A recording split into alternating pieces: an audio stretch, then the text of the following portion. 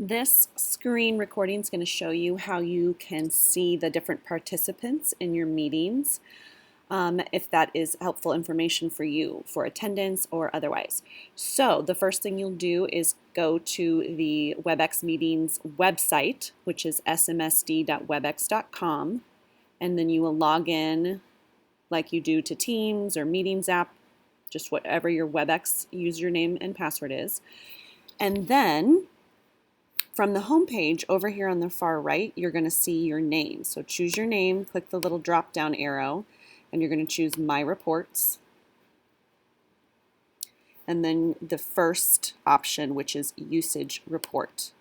And if you click on that, it'll give you some date options. So you can choose a specific date or just simply display what it's prompting you. So this top section, these are preliminary reports. So these are reports that are not official yet. And so both of these are from today. You will see that my previous ones from earlier this week are now under final usage summary report. There isn't really a big difference between a preliminary and a final, and I'm not exactly sure what the turnaround time is to make it final, but you'll get the same information from both. So you will see the date of your meeting, the time it started, how long it was, how many were invited, how many attended, etc. So if you click on one of these, and this also will depend too on whether or not you close your meeting out every hour or if you just leave it open all day. So there may be something to be said for closing it out and then reopening it so that you can have this chunked out.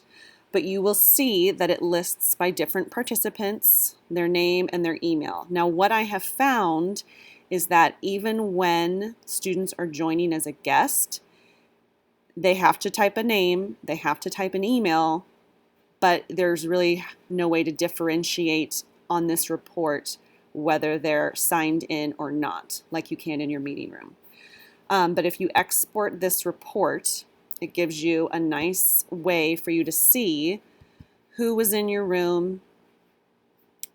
So the email that they typed in, or if they're signed in, the date, and then it tells you the time they got into class, the time they got out, how long they were there. So if you've got some chronic 2 minutes in and out kiddos, this will show that as well.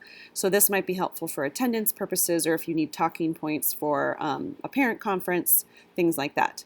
So again, still working on hacker info, but I do know that when they sign in, they have to type an email.